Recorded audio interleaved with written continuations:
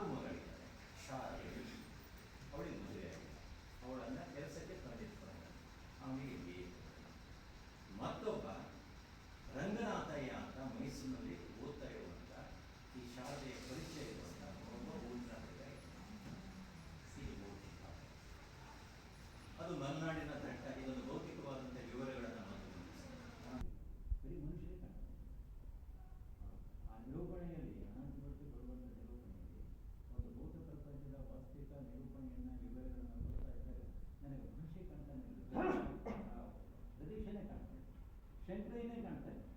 ಅಂದರೆ ಒಂದು ಭಾಷಾ ಪ್ರಯೋಗದಿಂದ ಸಾಕ್ಷಾತ್ ಶಂಕರಯ್ಯನೇ ನಿಮ್ಮ ತಲೆಯೊಳಗೆ ಬರ್ತಾನೆ ಅಂತಂದರೆ ಅದು ಕೇವಲ ಭಾಷೆ ಅಲ್ಲ, ಅದೊಂದು ಮನುಷ್ಯ. ಆ ಎತ್ತರಕ್ಕೆ ಇದ್ದಾರಲ್ಲ, ಇದು ಒಂದು.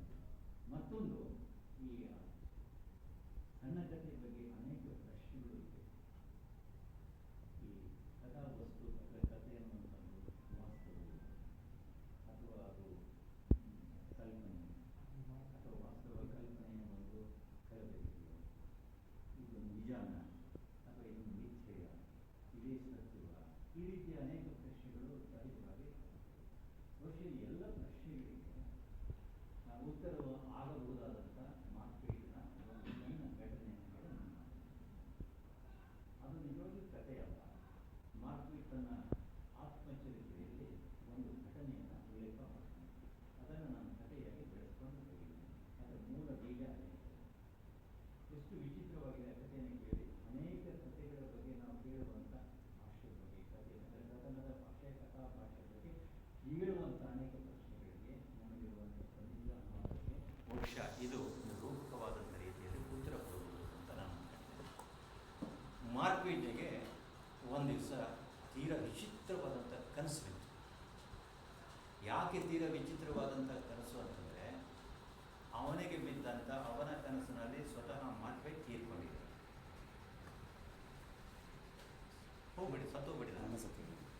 ಅವನು ಈಗಾಗಲೇ ಸಾವಿನಲ್ಲಿ ಸತ್ತಂಥ ಮಾರ್ಕ್ವೇಜನ ಹೆಣವನ್ನು ಅವನ ಊರಿನ ಮನೆಯ ಅಂಗಳದಲ್ಲಿ ಇಟ್ಟದ್ದನ್ನು ನೋಡ್ತೀವಿ. ಮಾರ್ಕ್ವೇಟ್ನಿಗೆ ಒಂದು ಸಲ ಆಶ್ಚರ್ಯ ಆಯಿತು. ಅರೆ, ನನ್ನ ಹೆಣ ನಾನು ನೋಡ್ತಾ ಇದ್ದೇನಲ್ಲ, ನಾನು ನೋಡ್ತಾ ಇದ್ದೇನಲ್ಲ. ಅವನಿಗೆ ಒಮ್ಮೆ ಸಲ ಏನು ಒಳಗಿಂದ ಒಂದು ಅಪೇಕ್ಷೆ ಉಂಟಾಯಿತು ಅಂದರೆ, ಇಲ್ಲ, ನಾನು ಶವ ಸಂಸ್ಕಾರಕ್ಕೆ ಎಲ್ಲ ಬಂದಿದ್ದಾರೆ ಊರಿಗೆ, ನಾನು ಅಟೆಂಡ್ ಆಗಬೇಕು. ಅರೆ, ಮೊನ್ನೆ ಅಷ್ಟೇ ನಾನು ರಜೆ ತೊಗೊಂಡು ಊರಿಗೆ ಹೋಗಿ ಬಂದಿದ್ದೇನೆ, ನನ್ನ ಬಾಸು ಏನಾದರೂ ರಜೆ ಕೊಡ್ತಾನೆ, ಅಲ್ಲ ಹೋಗಿ ಕೇಳ್ತಾನೆ, ನನಗೆ ಒಂದು ದಿವಸ ರಜೆ ಕೊಡಿದ್ದಾನೆ, ನಾನು ಅರ್ಜೆಂಟ್ ಹೋಗಬೇಕಾಗಿದೆ. ನಿನ್ನೆ ಹೋಗಿದ್ದೆಪ್ಪ, ಮತ್ತೆ ಬಂದಿದ್ದೆ. ಇಲ್ಲ, ಸಮಸ್ಯೆ ಇದೆ ನನಗೆ, ನಾನು ಯಾಕೆ ಹೋಗಬೇಕು ಹೇಳೋಕ್ಕಾಗ್ತದೆ? ನಾನೇ ಸತ್ತೋಗಿದ್ದೇನೆ, ನಾನು ಹೆಣ ಎಲ್ಲ ತಯಾರು ಮಾಡಿಟ್ಟಿದ್ದಾರೆ, ನಾನು ಅಟೆಂಡ್ ಆಗಿ ಹೋಗ್ಬೇಕಂತ ಹೇಳೋಕ್ಕಾಗ್ತದೆ?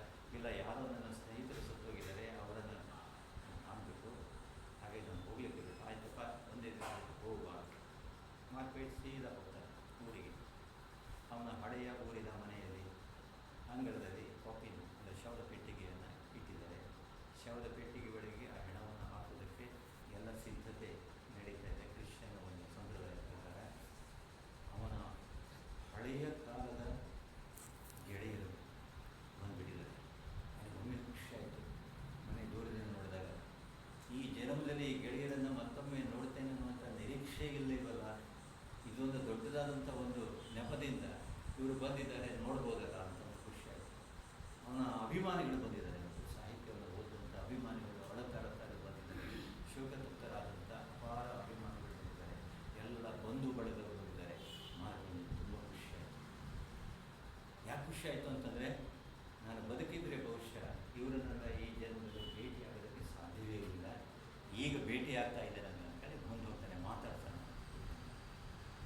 ಮುಂದೆ ಹೋದರೆ ನಗೋದಿರಲಿ, ಮಾತಾಡೋದಿರಲಿ, ಒಂದು ರೀತಿಯಾದಂಥ ಸ್ಮಶಾನ ಮೌನ, ಸೂತಕ ಇತ್ಯಾದಿಯಾಗಿ ಇರಬಹುದು.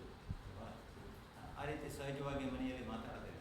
ಕನಿಷ್ಠ ಪಕ್ಷ ಇವನು ನೋಡ್ಬೋದಲ್ಲ, ಇವನ ಒಂದು ಹಾಜರಾತಿಯನ್ನು, ಇವನ ದೈಹಿಕವಾದಂಥ ಉಪಸ್ಥಿತಿಯನ್ನು ಯಾರ ಕಣ್ಣು ಕೂಡ ಗುರುತಿಸೋದು. ಯಾರು ನಗೋದಿಲ್ಲ, ಯಾರು ಮಾತಾಡೋದಿಲ್ಲ. ಇವನೇ ಸ್ವತಃ ಹೋಗಿ ಮಾತಾಡೋಕೆ ಮಾಡ್ತಾನೆ. ಅವ್ರು ನೋಡಿ ಇವನಿದ್ದ ಎದುರುಗಡೆ ಇವನು ಇದ್ದಾಗೇ ಇಲ್ಲ.